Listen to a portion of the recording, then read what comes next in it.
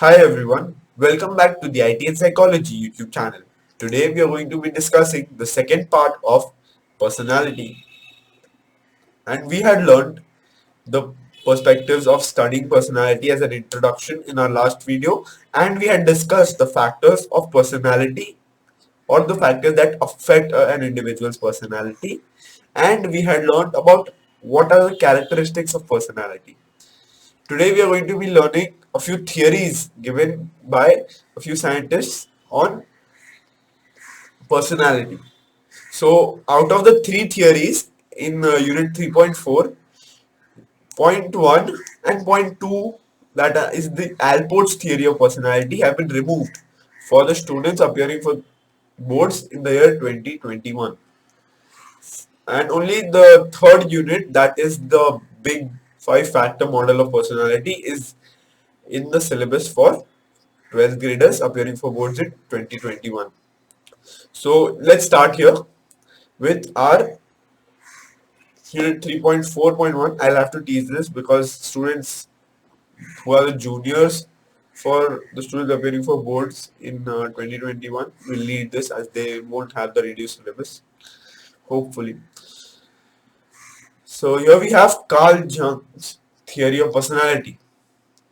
Carl Jung's theory of personality is one of the personality theories based on the type perspective of studying personality. Carl Jung, a Swiss psychiatrist, classified people on the basis of mental characteristics into introverts and extroverts as follows. So I know you might have or a basic understanding of what introverts and extroverts are. We have another kind of people that are the ambiverts. We'll learn about that in the future, but for now we need to learn only introverts and extroverts. So introverts are individuals that tend to look within themselves for stimulation. Mostly they are shy and reserved. They prefer to work alone and avoid social contacts. Extrovert individuals are aroused by external stimulation. They are social, outgoing, mix easily with others, and prefer jobs that bring them in contact with others. So they are more social than the introverts. So they love to interact. That's what gives them the external stimulation. So here we have a do you know box. This is important because this gives us detail about what an ambivert is. In real life, we find that no one is either completely an introvert or completely an extrovert. Most of us are ambivert in nature. An ambivert is someone who falls in the middle of the introvert and extrovert continuum. An ambivert individual has a blend of traits of introversion and extroversion. So here we have an activity. Please find the answer for this and discuss this with your friends so that you can get an efficient answer. Here we have unit 3.4.2, that is the Alport's theory of personality. Alport's theory of personality is one of theories based on the trait perspective to study personality. So here the traits are the cardinal trait, central trait, and the secondary traits. Gordon Allport, an American psychologist, identified 18,000 separate terms which could be used to describe personality. Based on these descriptions, he suggested the following three basic categories of traits. A trait is a relatively enduring and consistent way of thinking, feeling, and acting. That means the trait is consistently found in an individual over a period of time. So that grows into an individual. You're not just born with a perfect trait. Here we have the cardinal trait. It is a single trait that dominates an individual's entire personality. The person becomes known specifically for this trait. It dominates and shapes a person's behavior for their whole life. For example, a trait of truthfulness was the cardinal trait in Mahatma Gandhi's personality. Similarly, a trait of humanitarianism was the cardinal trait in Mother Teresa's personality. A trait of ambition was the cardinal trait in Napoleon Bonaparte. And power was the cardinal trait in Julius Caesar's personality. So here you'll get the diagram here for the cardinal traits of either of these individuals who have been known for these traits. So then we have the second trait, that is the central trait. These traits are general characteristics that form the basic foundation of a personality of an individual. Around 5 to 10 traits that describe an individual's personality are called the central traits. Central traits are the building blocks of our personality. For example, traits like sensitivity, sociability, self-confidence, diligence, honesty, etc. are the cardinal traits possessed by an individual. Then we have the third trait, that is the secondary trait. These traits appear only in specific situations and hence are narrow in effect. Such traits play a very minor role in determining the personality of an individual because such traits are situational. These are very hard to detect. For example, getting anxious when speaking to a group, being impatient while waiting in a queue, etc. are the secondary traits possessed by an individual. Then we have unit 3.4.3, that is the big five factor model of personality. Here, an abbreviation is given, OCEAN. This describes the five traits given to us by the big five factor model of personality. So, here we start with the description. Big five factor model is one of the personality theories based on the trait perspective to study personality. Then we have the two psychologists, Mr. Robert McRae and Paul Costa. Robert McRae and Paul Costa developed a theory of personality in the year 1987, explaining the five major factors of personality. According to them, personality traits are considered as basic tendencies that are rooted in biology and that interact with external influences, including culture, in shaping the skills, habits, tastes, and values of the individual. The the five major factors, traits of personality are as follows. The first one being the openness to experience. This is the O part of the ocean. So, openness to experience is a trait related to appreciation of art, emotion, adventure, unusual ideas, creativity, imagination, curiosity, and a variety of experience. People who are open to experience are curious, imaginative, and creative, whereas those who are less open to experience are non-creative and lack aesthetic sense. Then we have the C part of ocean, that is conscientious. Wait, this is hard to pronounce. Just write it down. This, the examiners are not looking for your pronunciation, they are looking for your correct spelling. Is a trait showing tendency to display self-discipline. It is related to the way in which people control, regulate, and direct their impulses. People having high dash are well organized, responsible, dependable, hardworking, whereas people having low are unorganized, irresponsible, spontaneous, and careless. Then we have the extroversion.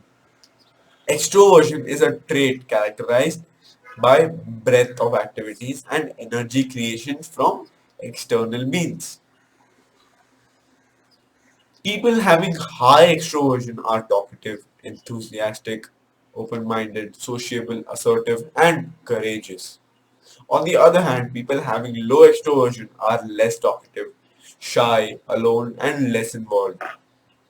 Then we have the fourth part, agreeableness. The agreeableness is a trait showing an ability of an individual to get along with people and concern for social harmony.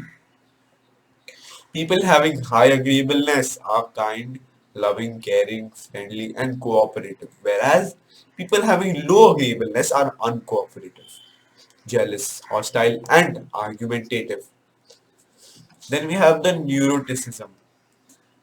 Neuroticism is a trait showing the tendency to experience negative emotions such as anger, anxiety, or depression. People having high neuroticism are anxious, depressed, irritable, fearful, impulsive, angry, and unstable. People having low neuroticism are balanced, calm, and stable. So that was our unit 3.4 and the three theories of personality. Then we have this activity number 5. Go to the link to find out your score on the Big 5 personality test. So this is just to keep you engaged in the topic. So please do this. This is a very interesting test. Then we have unit 3.5 that are the measurement of personality. Psychologists seek to measure personality through a number of methods. Behavioral analysis techniques, self-report inventories, projective techniques, and psychoanalytical methods of measuring personality are as follows. The first one we have here is the behavioral analysis. The behavioral techniques such as interview and observation, etc., help in assessing the personality of an individual. These behavioral techniques can be explained as follows. So we have been given the few techniques given here that are the first one being interview. Interview is the most common method of measuring personality. An interview is a process in which an interviewer tries to collect information about the personality of an interviewee by asking him or her various questions. The factors like time taken to give answers, gestures, postures, body movements, etc. of an interviewee are also taken into account while measuring personality of an interview, so that the person knows if he is getting uneasy or is getting comfortable in the questions being asked. Then we have the first one, the first type of interview, that is a structured interview.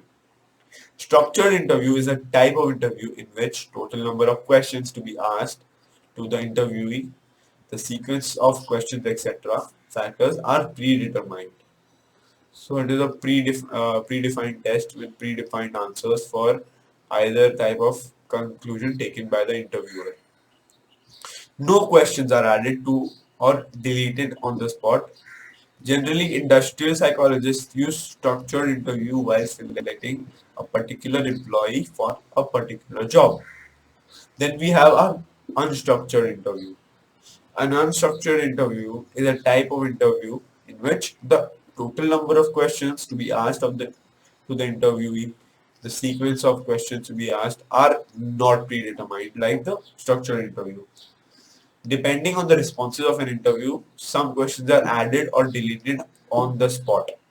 Generally, clinical psychologists, counseling psychologists, health psychologists, sports psychologists, etc. use unstructured interview for collecting detailed information about personality of their clients.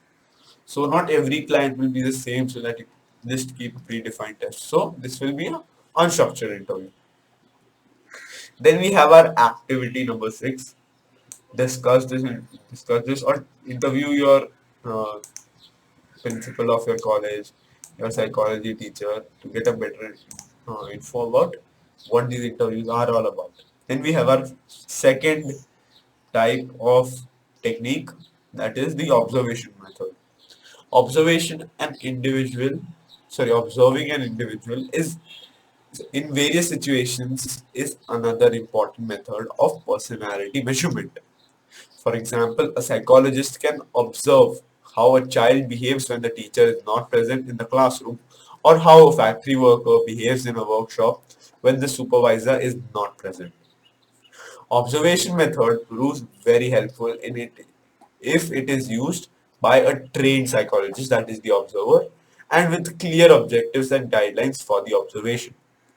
Naturalistic observation, laboratory observation, participant observation, non-participant observation, etc. are some of the types of observations that are helpful to collect information about the personality of an individual.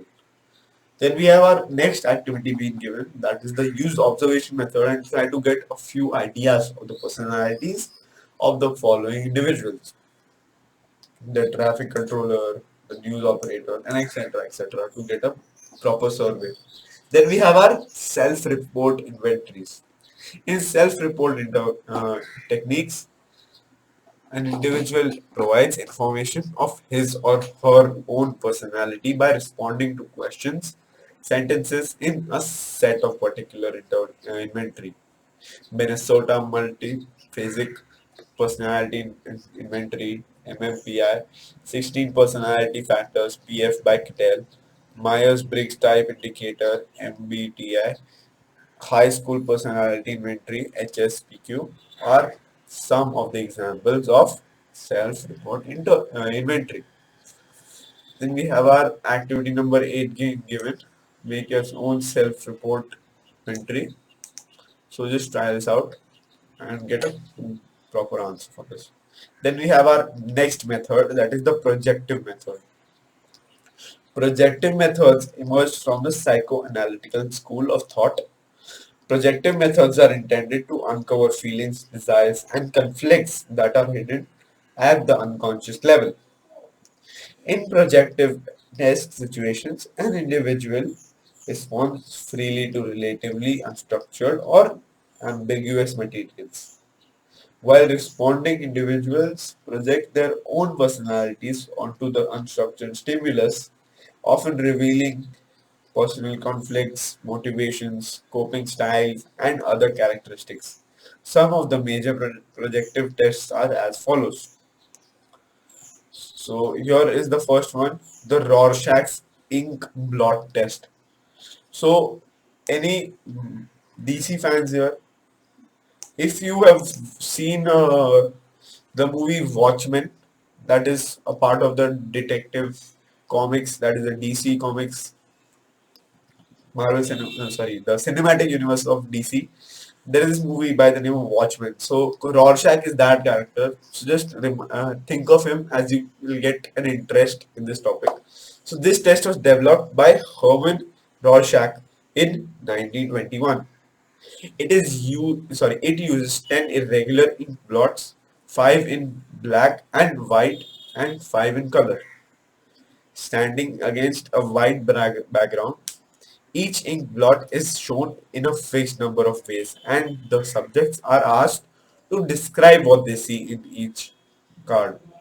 The subjects are allowed to hold the card in any position they want, whether it's upside down or sideways. Analysis of this test requires trained and skillful examiner. Then we have our second test, that is the thematic appreciation test. Apperception test.